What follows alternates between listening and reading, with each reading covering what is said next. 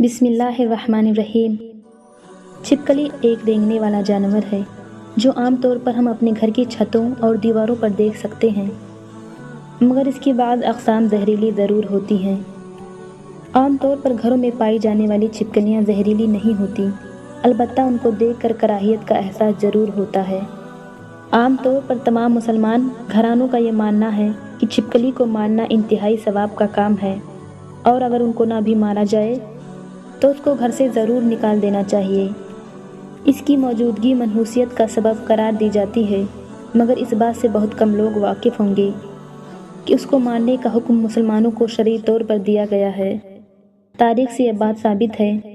جب نمرود نے حضرت ابراہیم علیہ السلام کو اللہ کو ایک ماننے پر آگ میں ڈالنے کا حکم دیا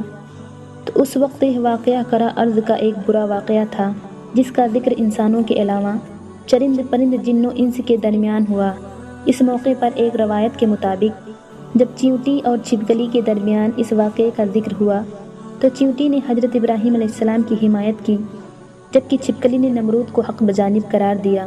ایک اور روایت کے مطابق جب حضرت ابراہیم علیہ السلام کو آگ میں ڈال دیا گیا تو اس موقع پر جب چھوٹے پرندے بھی اپنا استطاعت کے مطابق اپنی چونچ میں پانی بھر کر اس آگ میں ڈال رہے تھے تاکہ یہ آگ حضرت ابراہیم علیہ السلام کے لیے ٹھنڈی ہو سکے۔ اس موقع پر یہی چھپکلی تھی جو کہ اس آگ کو اپنی سانسوں سے مزید بھڑکانے کی کوشش کر رہی تھی۔ احادیث نبوی صلی اللہ علیہ وسلم کے مطابق عربی زبان میں چھپکلی کو وزغ کہا جاتا ہے۔ جب اس کے حوالے سے ہمارے پیارے نبی صلی اللہ علیہ وسلم سے دریافت کیا گیا تو اللہ کے رسول صلی اللہ علیہ وسلم نے وزغ کو قتل کرنے کا حکم دیا اور فرمایا، یہ حضرت ابراہیم علیہ السلام کے لیے جلائی آگ میں پھونکے مارتی تھی۔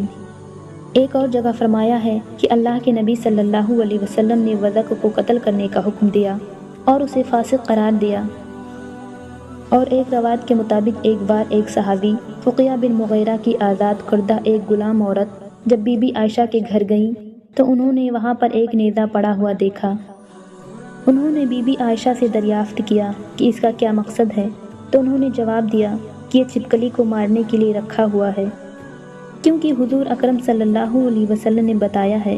کہ جب سارے جانور حضرت ابراہیم علیہ السلام کو بچانے کی کوشش کر رہے تھے تب چھپکلی واحد جانور تھی جس نے اس آگ کو بھڑکانے کی کوشش کی تھی۔ البتہ ایسی کوئی حدیث یا قرآنی آیت موجود نہیں ہے جس کے حوالے سے چھپکلی کو مارنے کے ثواب کا حکم دیا گیا ہو یا پھر گھر میں اس کی موجودگی کو منحوس قرار دیا گیا ہو۔